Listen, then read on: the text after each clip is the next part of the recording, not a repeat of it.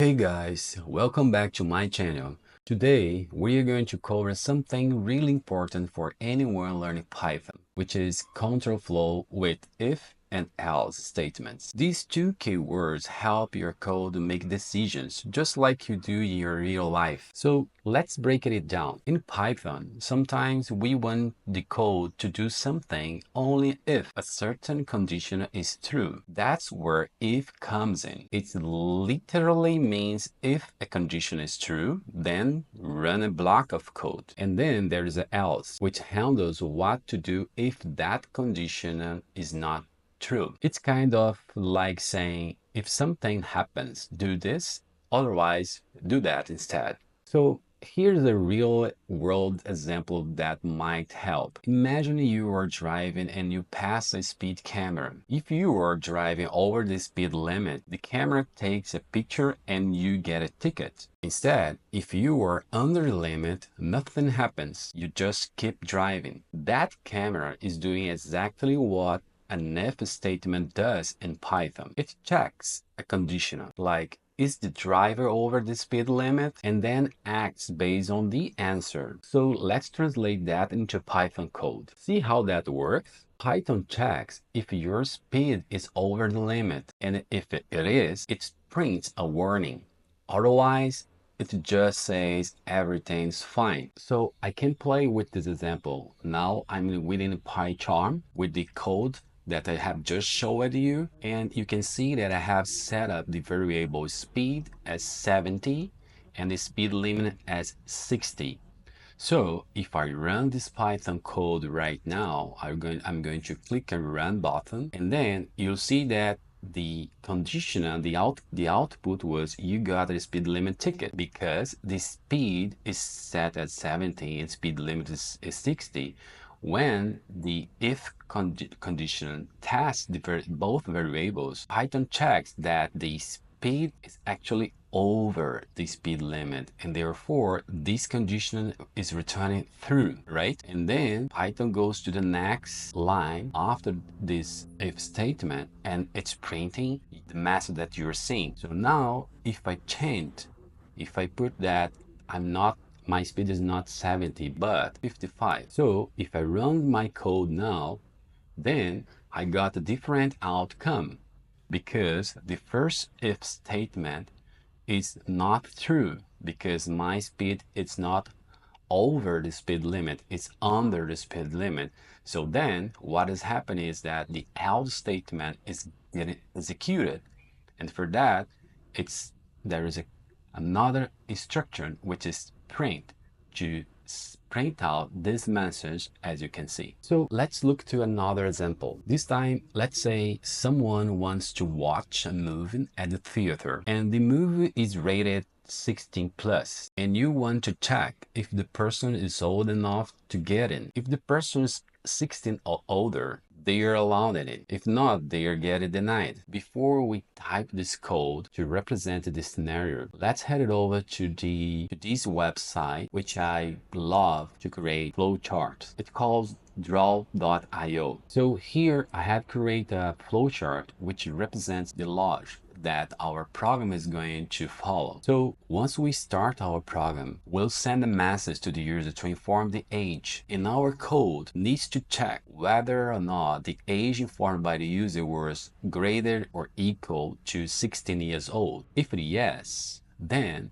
we'll send a message to the user that he or she is allowed to get into the theater. If not, let's say if the user's age is less than 16 years old, then we'll send a message saying you can't get into the theater. So let's go to the practice now. So I'm going to create a variable called age, and as you saw in our flowchart, our program needs to ask the user the age. So what I'm going to use for that is the statement input, and I will ask the user to inform the age. Please form your age. And I'm going to use \n because I want that the user type the age after the message. So one thing that I'm going to do here as well, I'm going to use the data type conversion I'm going to convert this to integers. So I'm going to put int and that's it. All right. So now I'm going to set up the minimal age that's allowed, which will be, in this case, 16. Now I'm going to write the code to check if the age that the user has informed is greater or equal to 16 or under 16. So for that, as we know, we are going to use if statement. If age is greater or equal to minimal age, colon, which means then we're going to print a message to the user saying something like access granted, enjoy your movie. Otherwise, so else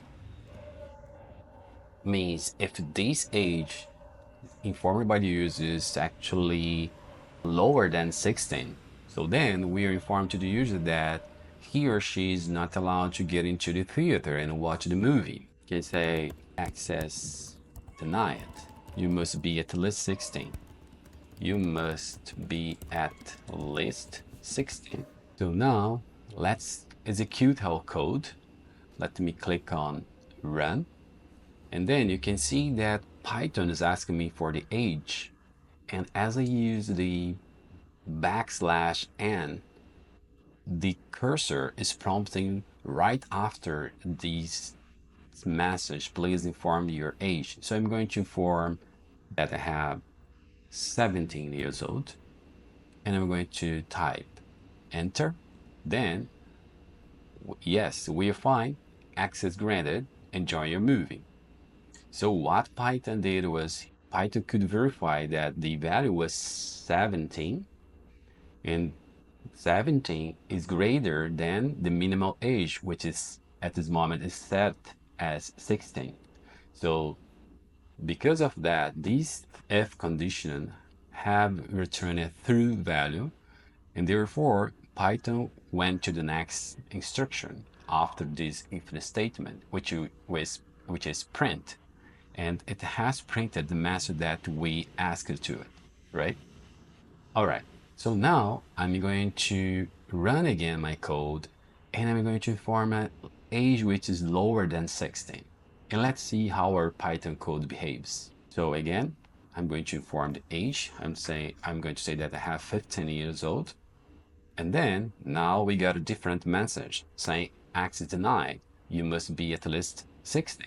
So again, Python tests the first line, which is the if instruction. But now this if instruction has returned false because the variable age now is 15, which is lower than minimal age variable, which is set as 16. So then Python, instead of go to the next line under if, which is print, it went to the else statement because the previous if gave us a false return. So now, since it's a false return, the instructions after else statement got executed, which is this command print, which is saying access denied, you must be at least 16.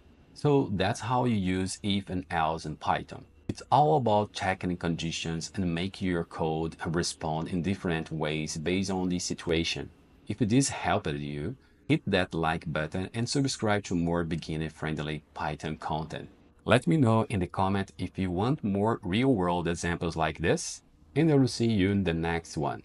My name is Rodrigo Melo, and thank you very much.